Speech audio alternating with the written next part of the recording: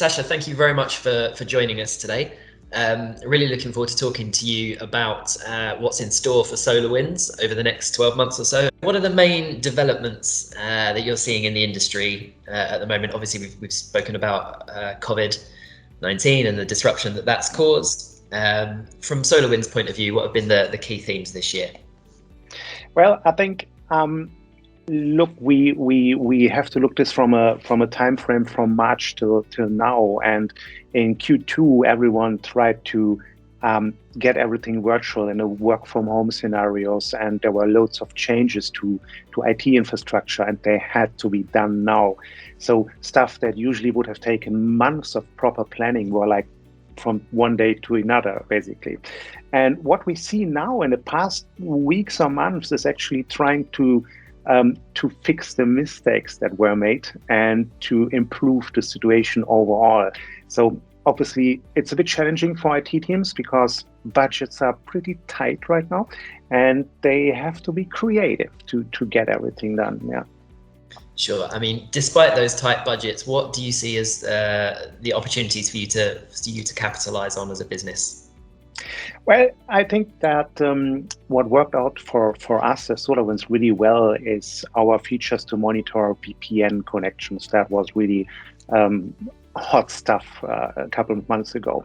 And obviously, if we look at how technology is advancing, or how we kind of predict technology is most likely to advance, is in the wake of digital transformation, we will probably see a little bit more of stuff like multi-cloud.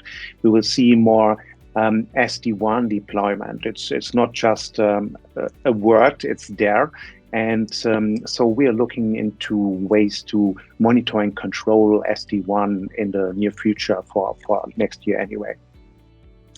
And what have been the biggest challenges in terms of the COVID pandemic on a kind of regional level? Obviously, you know, you're an international company. How are things in Europe, and how is the Middle East faring? I think the problems are all the same. You know, for someone working in IT, it doesn't matter where you're located. The problems are the same, so it's exactly the same. And we mentioned already the budgets are a real existing problems. Okay, there's budget cuts, there's freezes, there's hiring stops, whatever. So what can you do if you still want to keep the boat afloat?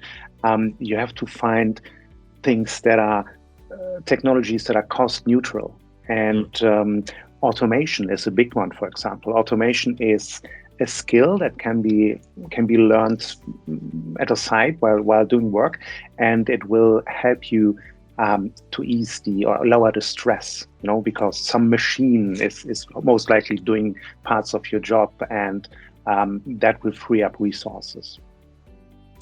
We saw on the news in the last couple of days talk of a potential vaccine for COVID. Obviously, that's going to have huge implications on how people work going forward. What are your predictions for the state of the industry over the next 12 to 18 months? If I knew this, I would play the lottery.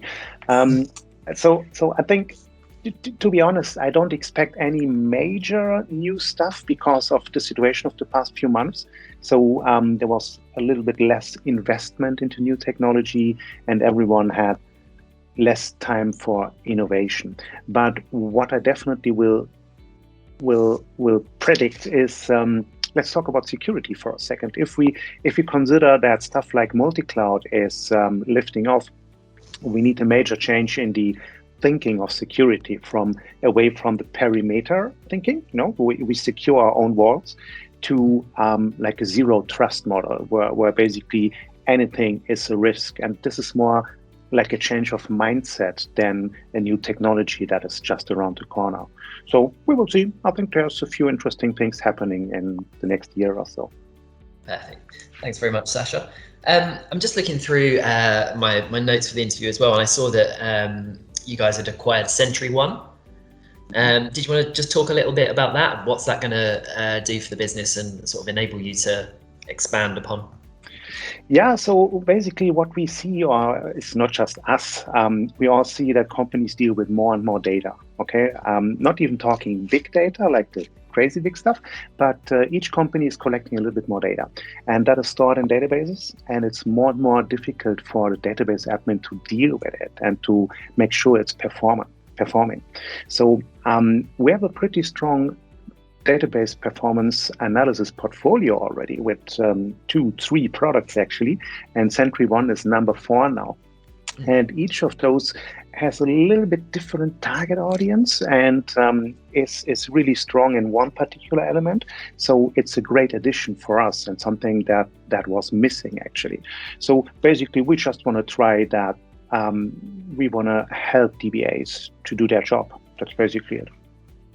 That's great. Obviously, mergers and acquisitions are one way of companies sort of reaching out and expanding their portfolio. Another way is to sort of work in partnership with other companies. Would you say that during the pandemic it's become more important, those sort of partnerships between the key players? I would say yes, because you obviously still work as different companies. You might work the same market, so it's a bit competitive, okay? But in a situation where the market is shrinking, it probably makes sense to talk to others and consider changes in strategy. That wouldn't harm anyone, I guess.